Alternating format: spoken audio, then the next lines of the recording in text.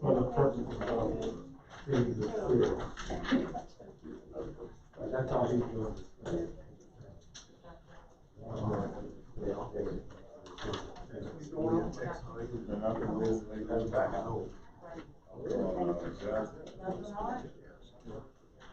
Oh, wow. Yeah.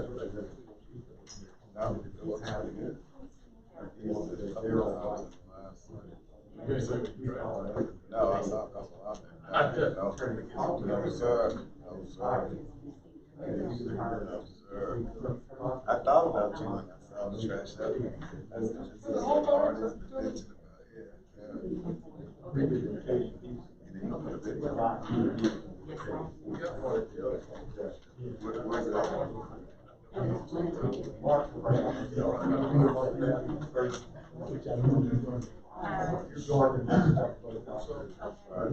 On the right.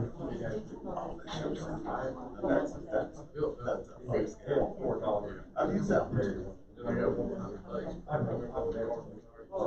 Yeah, yeah, yeah. Yeah, I remember Carol. Yeah, that's one of yeah, I know. I've never used that.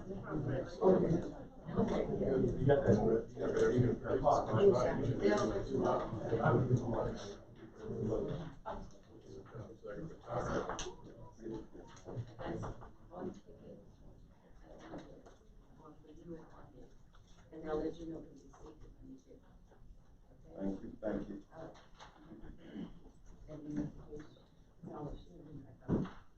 So they work up. What's an investment?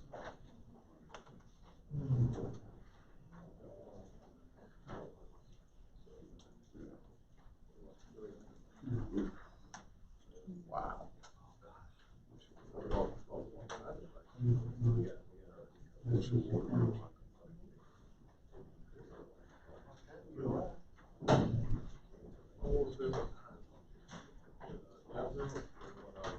Oh, are you serious? Right. Where's your pump?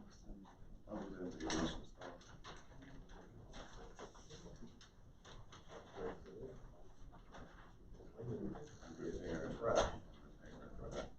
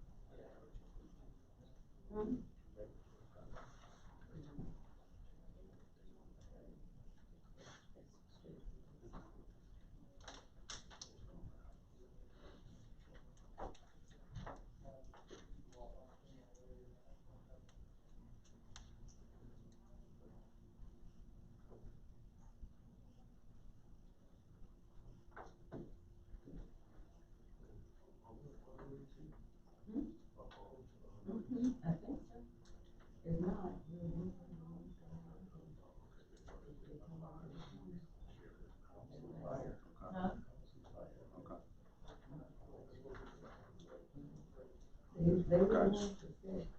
Gotcha.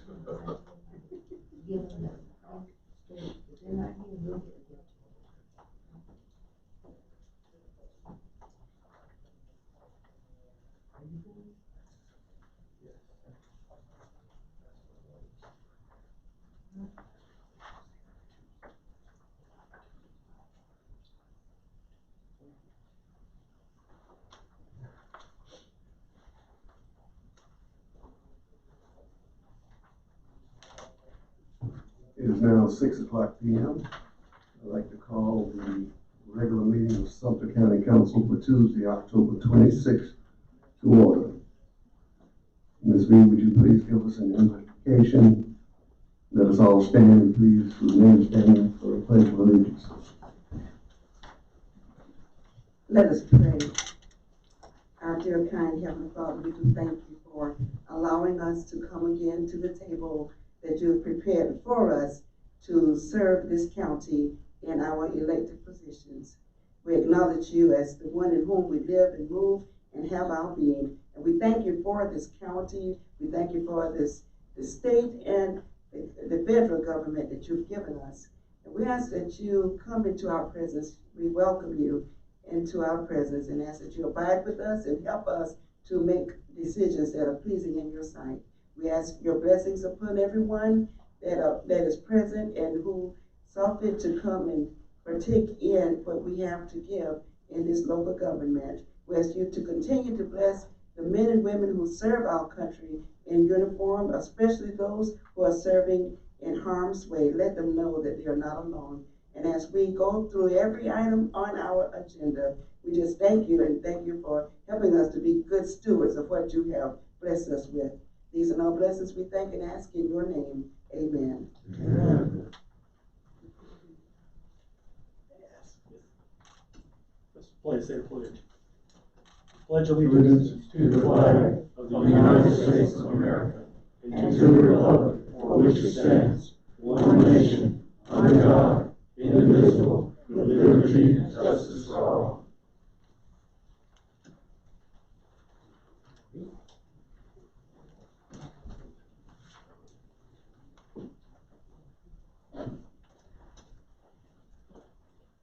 Mr. Les Van Devender is a Sumter native who served our nation for 12 years in the South Carolina Air National Guard with service during Operation Desert Storm and Operation Desert Shield.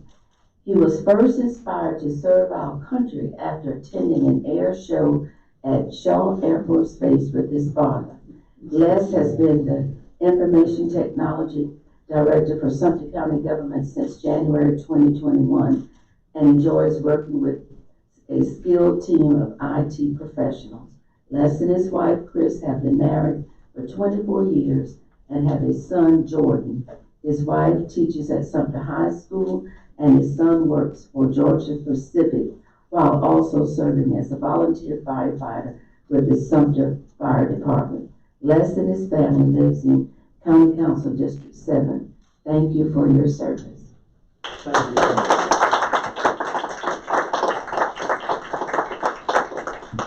you. Ms. Glenn, before I ask for the approval of the agenda, I'd like to move item number 8-1, which is the recognition of the American Legion Public Safety winners, to right after the approval of the minutes. Yes, sir. Move for the amended agenda. Second. It's been moved and properly seconded that we approve the amended agenda. Any discussion? Hearing none, all in favor? Please say aye. All opposed. To have a motion to approve minutes from our regular meeting of Tuesday, October the 12th. So moved. Second. Moved by Mr. Layton, second by Mr. Baker, that we approve the minutes of our regular meeting for Tuesday, October 12th. Any discussion? Hearing none, all in favor? Aye.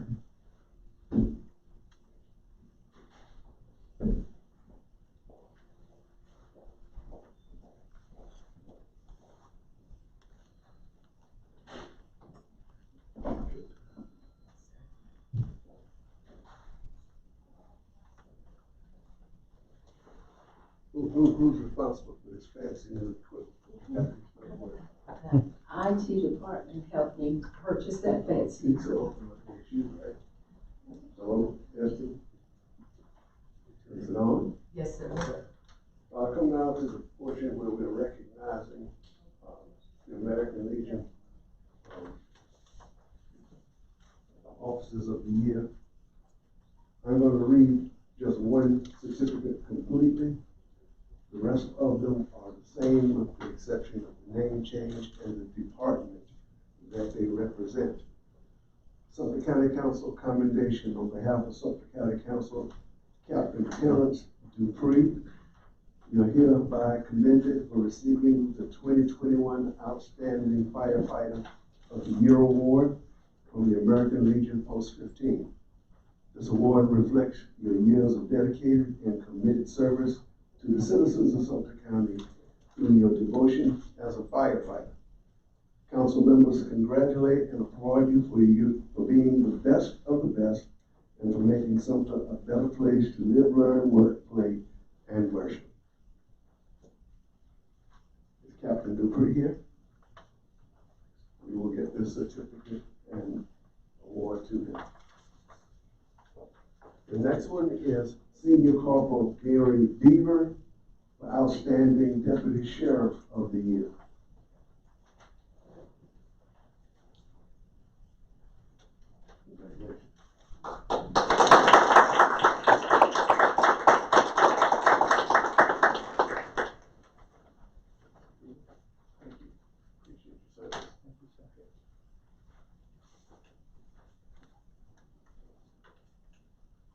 Officer First Class Charles Conyers, who's the Outstanding Police Officer of the Year.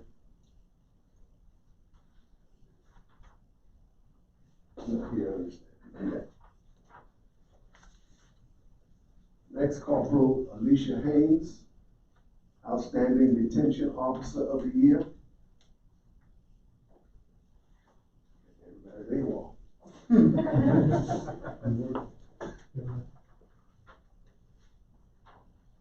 Captain Paramedic Mary Pack. Yeah.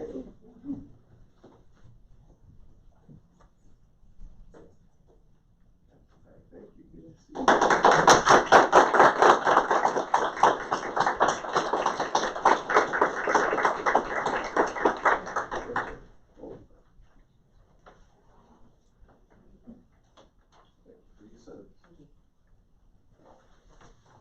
Last but not least, Assistant Director Henry Kent Hall, Outstanding Emergency Medical Technician of the Year.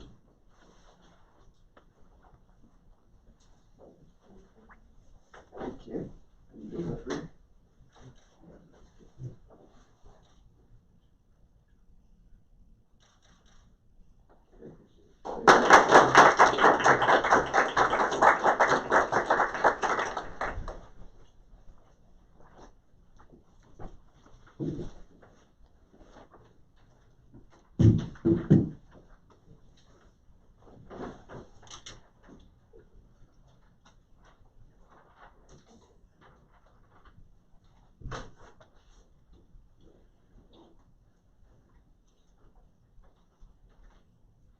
Next item on the agenda, land use matters. Yes, sir. Mr. Chair, first I apologize. As you noticed, Ms. Rubin was here a few minutes ago, got called out for family emergency. I think a family member was in a car accident. Hopefully nothing serious, but please keep her and her family in your thoughts and prayers. I will just introduce the two matters, the land use, the first and the second, actually, are here third reading. There are no changes from the previous request. Motion to approve third reading. Second. Have a motion by Mr. Byrd, second by Mr. Baker. Third reading on RZ 2119-301 East Hunter Street. Any discussion? All in favor? Aye. All opposed? OA 2105, the drinking places and special events facilities. Third reading. No changes, sir. Move for approval. Second.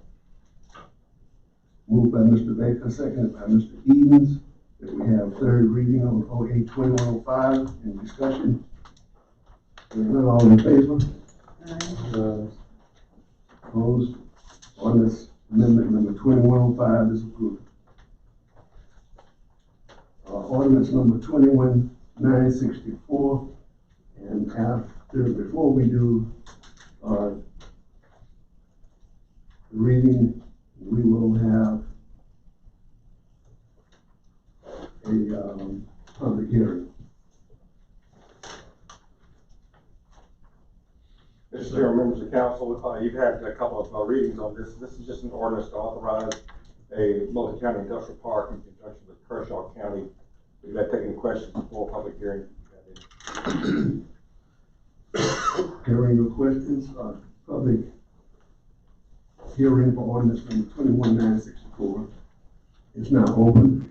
Anyone wishing to speak for or against this ordinance, please proceed to the podium.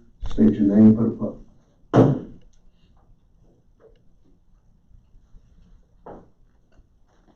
Hearing none, public hearing is now closed.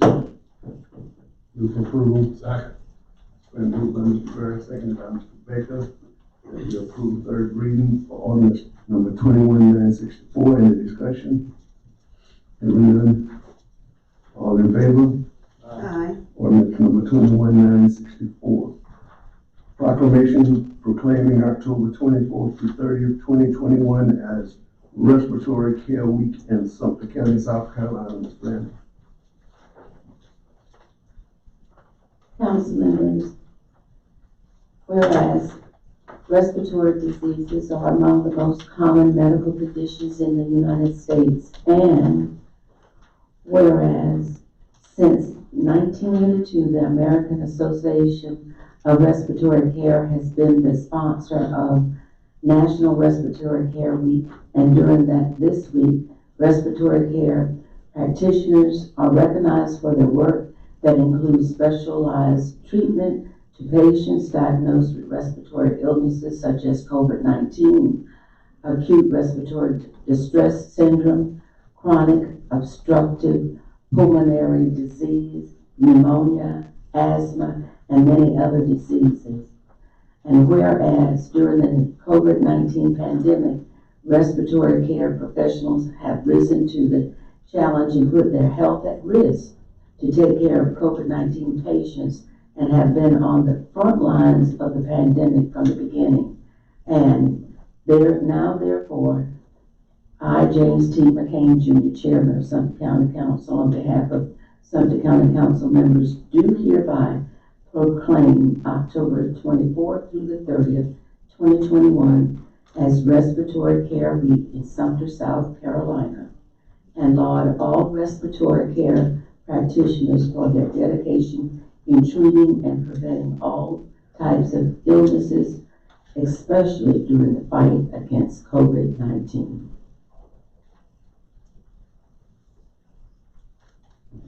Sonia Shoemaker, Darren Evans, and Susan Hilditch, are you here? All here? Go forward, please.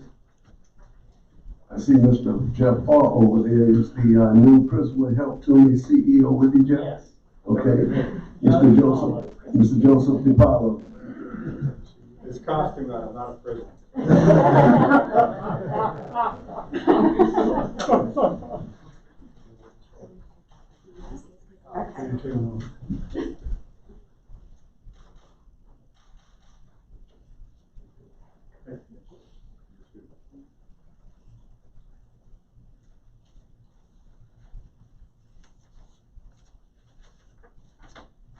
Who was Ms. Shoemaker?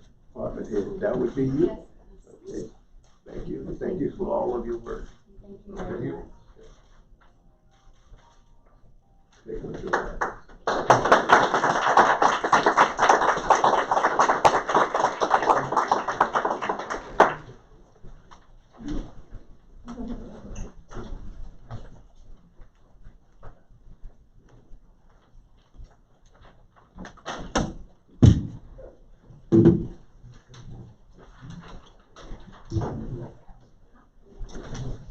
Chairman, I make a motion to approve this. proclamation?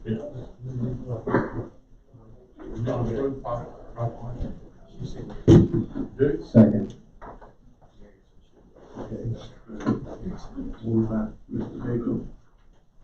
Seconded by Mr. Byrd, that we approve the proclamation. Any discussion? All in favor? Aye. All opposed? Mr. Mixon, we're revisiting the Sumter County Employee 2020 calendar. Yes, sir, Mr. Chair, quickly, we have made the change, correction that Mr. Byrd identified at our last meeting, but also recognize that we left one of our days off right around Christmas. So we would like for council to go ahead and add, and Ms. Blanding has provided that, December the 27th, which is that Tuesday after Christmas. As for council approval of the employee holiday schedule. We have a motion to approve 2022 employee calendar, holiday calendar. Someone second. Moved by Mr. Baker, seconded by Mr. Baird. Any discussion? Hearing none, all in favor of approving the 2022 holiday schedule, please say aye. Aye. All opposed? Schedule is approved. Ordinance number 21-959, third reading. Mr. Chairman, members of the council, this is the third reading on an ordinance to approve the issuance of a special source of revenue bond. We had first and second readings, and we held off until we could get some idea of what this might really mean if we approve this bond. And we've gotten feedback, and we've gotten an offer from BB&T to purchase this bond. And the result would be that we reduce our rate on the three bonds that we're paying off from 4.66 to 2.35. We reduced the term from 22 years remaining to 15 years. We have a total savings of $367,208. And the revenue will cover the payments without impinging the cash flow. What that really means is we'll be able to continue to operate based on the current revenue. So the staff's recommendation, go ahead and have third reading to approve the bond under those terms. Move third reading. Second. Been moved by Mr. Eden, seconded by Mr. Bacon, that we have third reading on ordinance number 21-959. Any discussion? Hearing none, all in favor, please say aye. Okay, coming down to committee reports. We've had 3 committee reports. The first one was Public Safety Committee meetings. Mr. Washington. Thank you, Mr. Chairman. I appreciate that. The public safety meeting this afternoon was held in executive session. We received information only, so there will not be any further report at this time. Thank you, Mr. Chairman. Thank you, Mr. Washington. Technology Personnel Committee meeting. Thank you, Mr. Chair. The Technology Personnel Committee met this evening, and all of the members of the committee were present as well as all county council members. And we received information, just as is listed here on the agenda, pertaining to cybersecurity. We do not have any actions that are necessary from committee, but just would like for the public to know that all is well. We were informed that our county's internet system did experience cyber breach. However, we have really astute staff members who know all about cybersecurity, and they know what to do, and there's not a need for any extensive information out to the public, because everyone who was breached will receive a letter to let them know actions that are being taken to mitigate their exposure.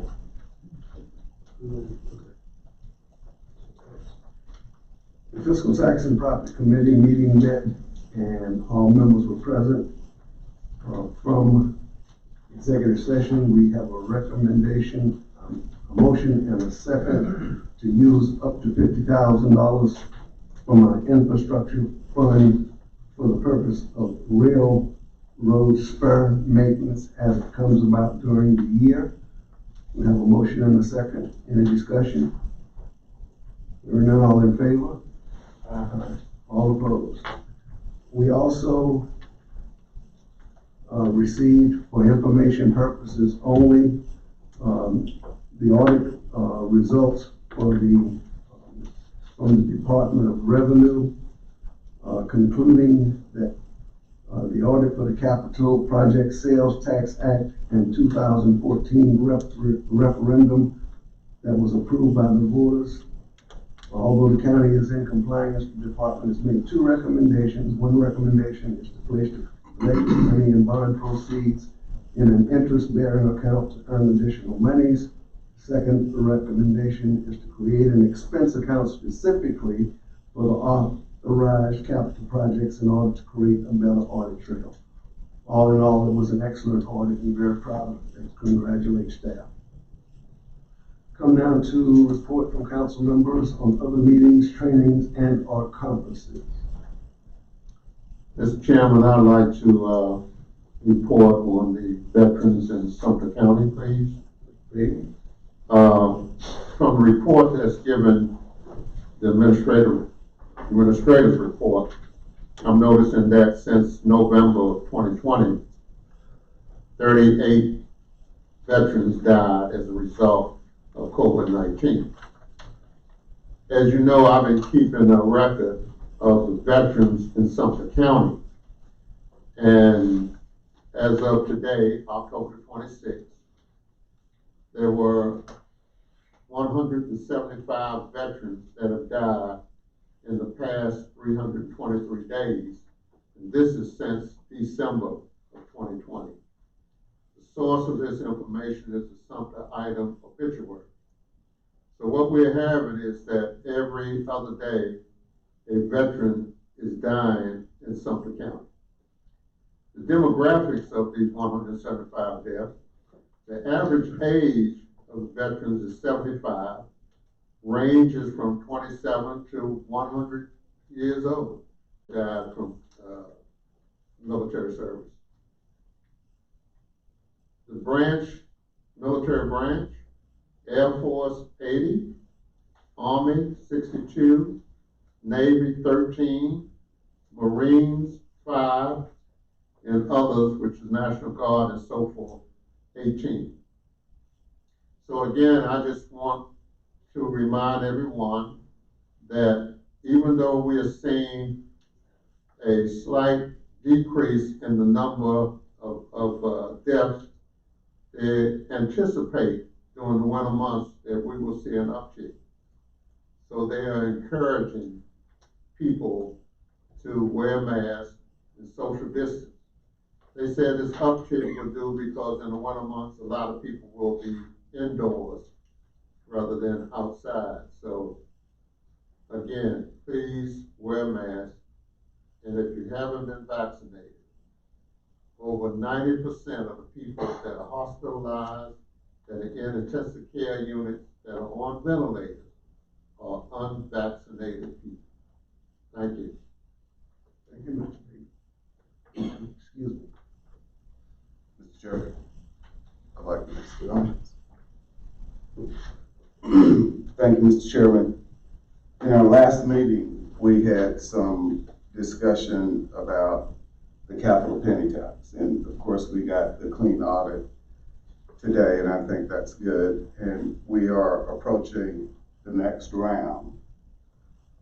Very pleased about that. And I am rising in response to meetings that I've had with my folks. And my folks are under the impression that the rural areas have not benefited as much from the capital penny as the downtown area. And as you know, we have about roughly a $50 million budget. And so there is not a lot of room in that budget to pay roads. And I think the numbers will confirm that in rural districts, particularly my district, there is a desperate need to pave roads. And I'm happy to have 3 guests in the audience today from my rural area, folks that I've gotten to know and like very much. Ms. Jamie Colbert, Mr. John Colbert, and Mr. Jimmy Johnson sitting to my right, and they live in the rural area of District 1, and they have the same concern. And as all of you know, when I ran for office, I ran on the campaign that council has to do more than just say no. And so we have a problem in the rural areas with resurfacing and paving, and we have to address that. And I want to talk about two approaches, and I'm not going to ask you to vote on it tonight, but what I am going to ask you to do, Mr. Chairman, is send it to my committee so we can have a discussion about it, because it is a public safety issue.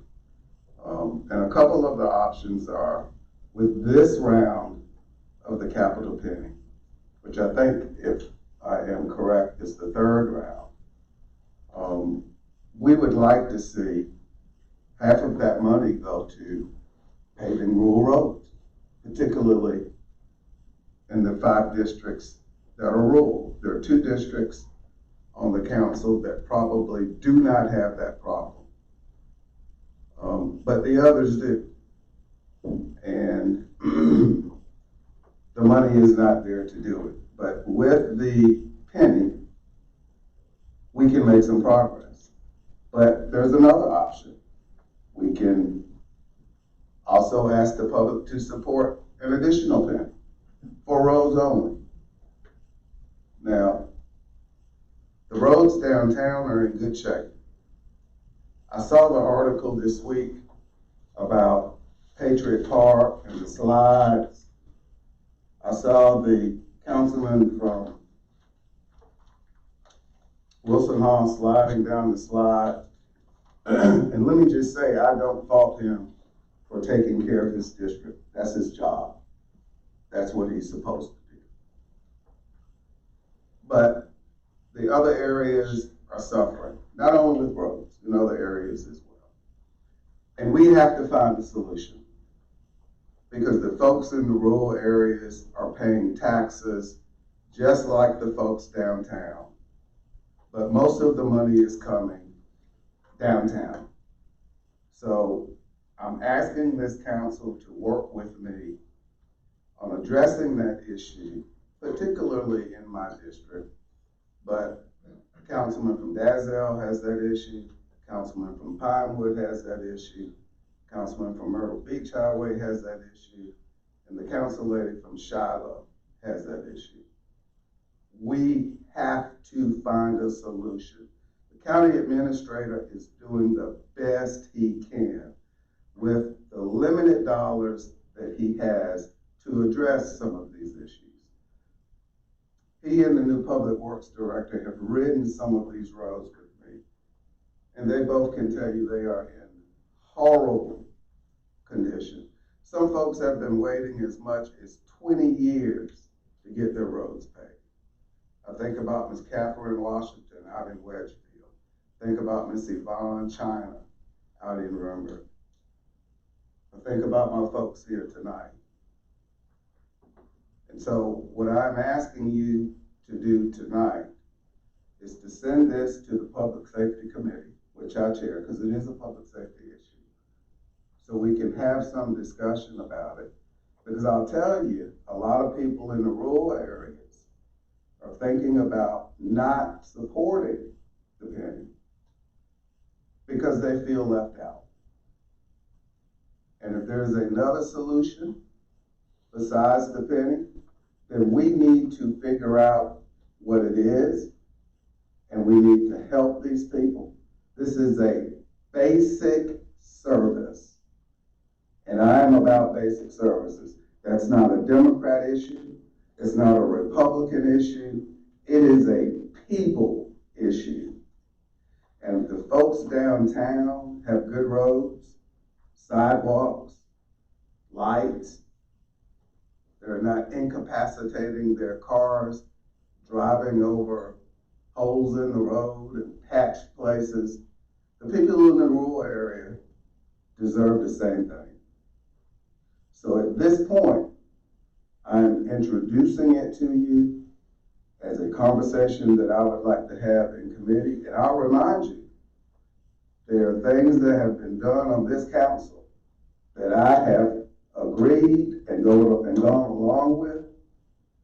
And I'm asking y'all to work with me on this issue. This is an issue we must address.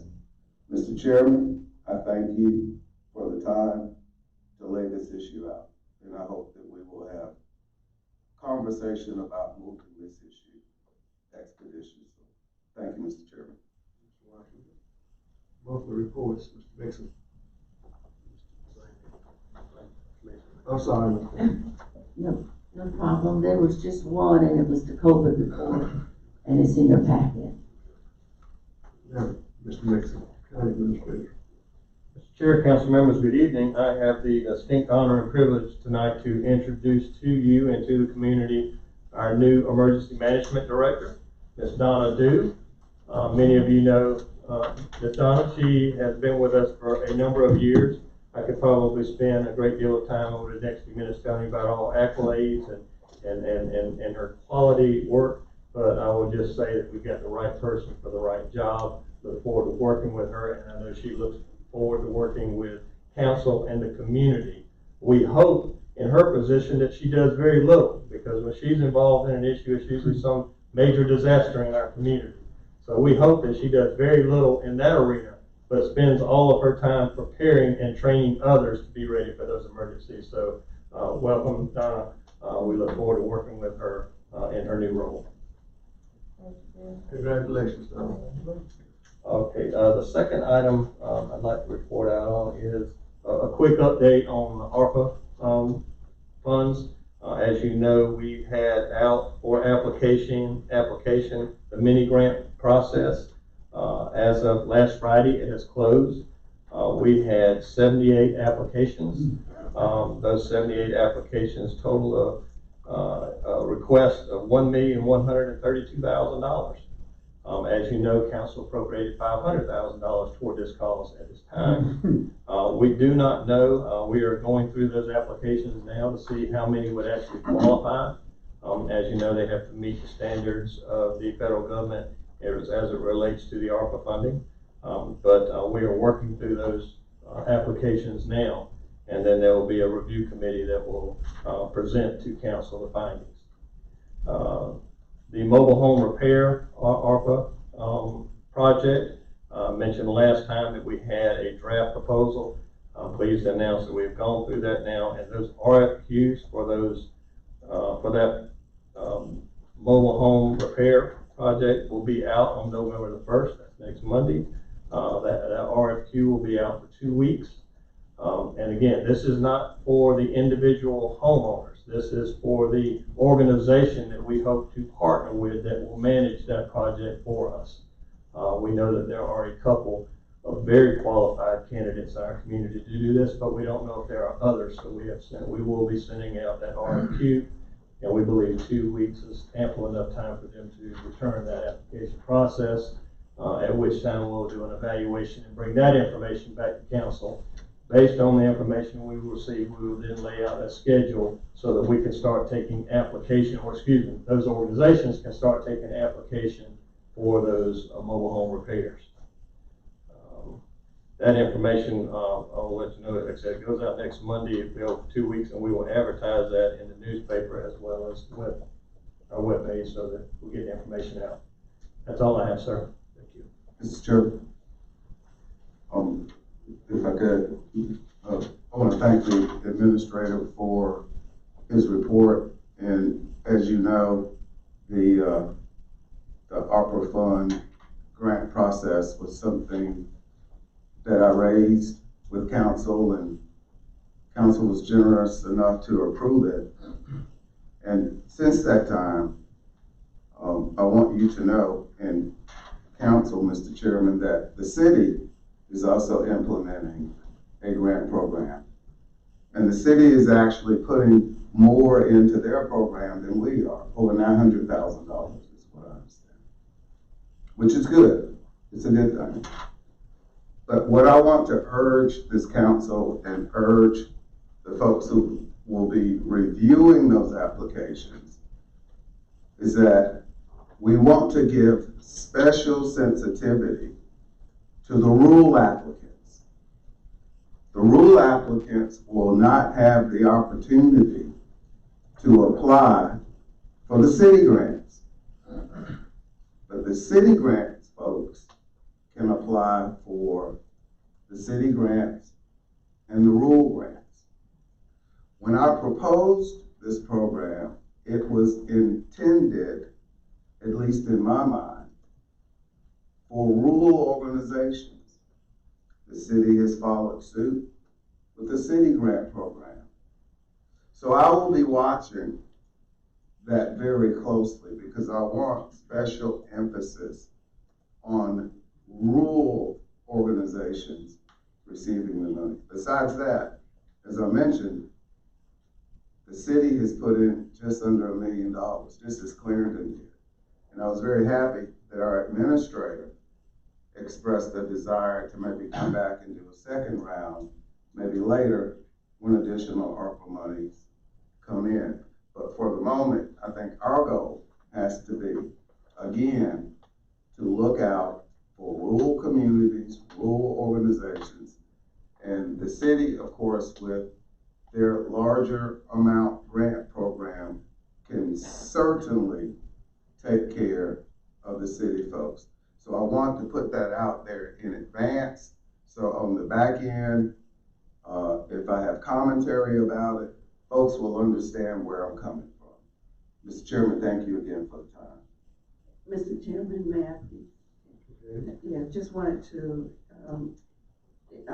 that those comments are not definitive because we want to give county administrator credit for initially saying that it would be 500,000, but he did offer some flexibility. He said that he would be flexible, and we did request that he would add more, and that consideration is definitely a trustworthy one. And as far as who initiated the conversations, I think we were all a part of it, and with several of us representing rural areas, sometimes silence can be taken as compliant.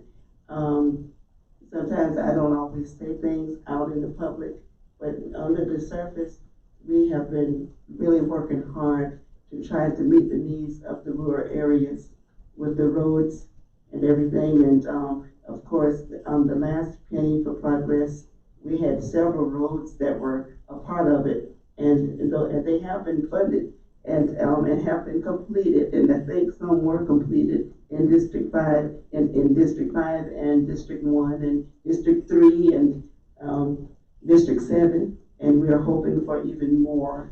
And just wanted to say that, we're a team here, and we sometimes we disagree with some of the principal things, but we all agree with services that need to be given to our constituents.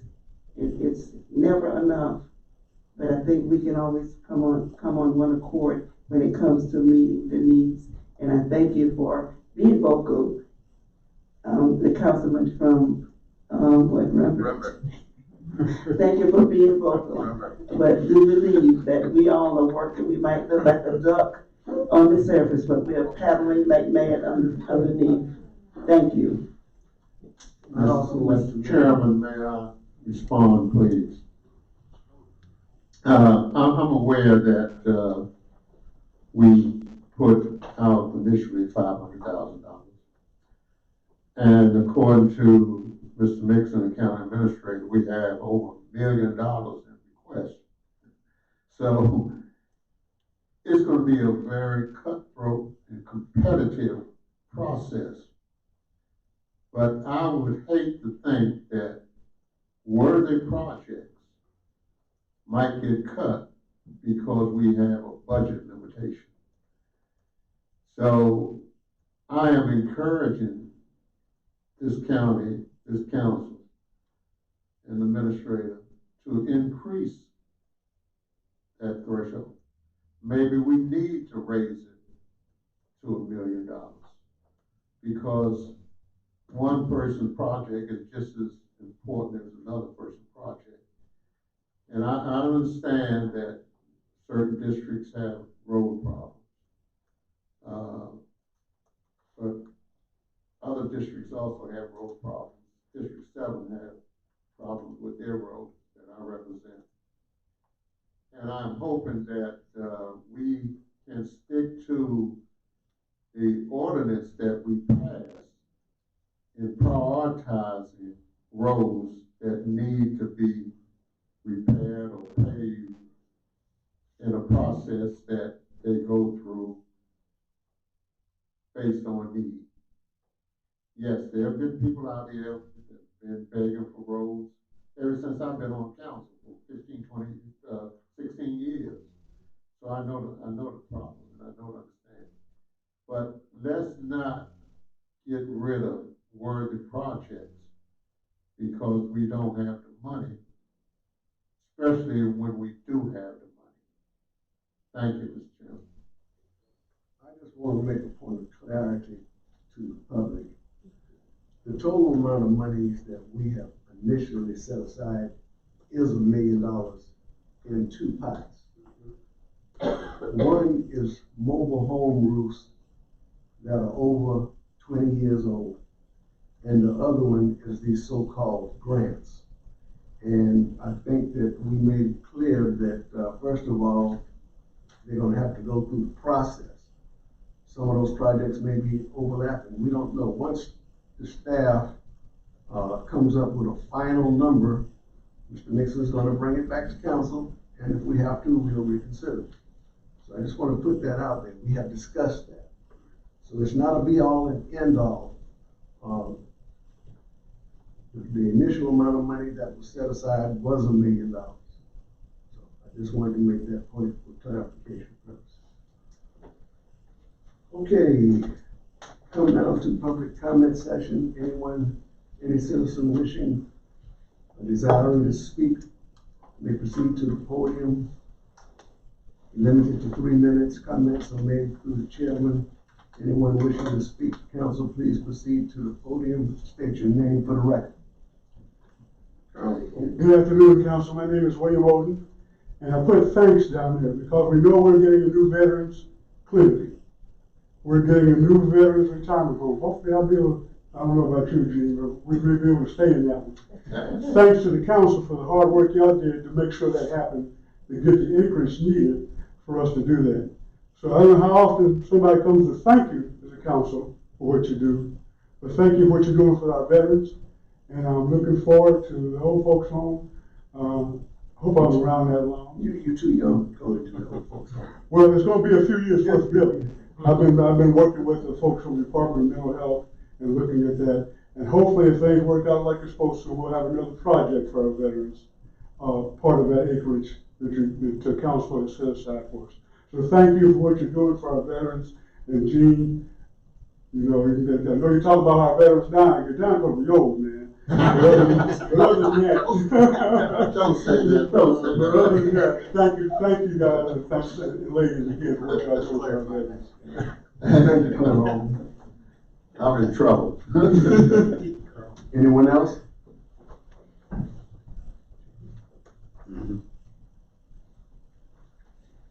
Seeing none, motion to adjourn. Oh, sorry. Yeah, I'm sorry.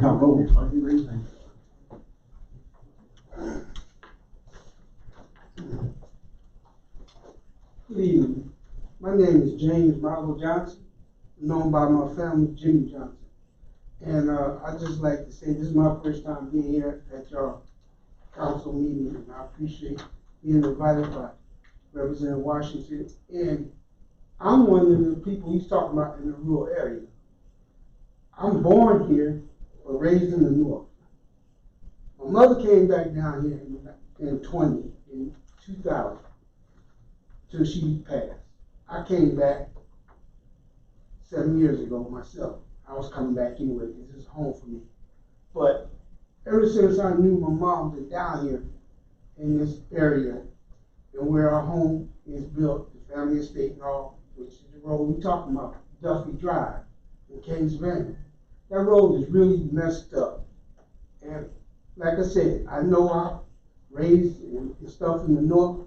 I'm also country mind young man too. And y'all got so many rules and regulations down here, it's ridiculous. And this penny tax you're talking about, yeah, I voted for it. And I appreciate it. I thought it was supposed to help out on the roads and stuff. But now where I live at, you know, we're in Wedgefield, I still can't understand it. I'm in Sumter County, I live in Wedgefield. We want something. City can't tell me that they can't do nothing. County say they can't do nothing. Because of the sign of the road is blue. And it's a blue road sign called Duffy Road. If that's the case, we don't want nobody to change the name of the road. Change the color of the sign. But we need some work done on that road down here. The postman at one time threatened not to deliver mail. The emergency people come there if people get sick. I'm so glad where I'm at, I ain't got it way down Duffy, where it's real bad at, but still it's getting bad now up where we are, at 55770. And I'm just saying, I'm here, I said, I will, please, we need some help. Even if we don't pay, just move the road out or something. I don't understand why something can't be done about that because of color of a sign on the road. Thank you. Appreciate y'all listening to me. I hope something can get done here. Thank you, Mr. Johnson. Anyone else? Or anyone else? And the public comment section is closed. Very second. Marvin? Someone second, made a motion. Yeah, I'll second. We have a motion and a second to adjourn, all in favor? Second.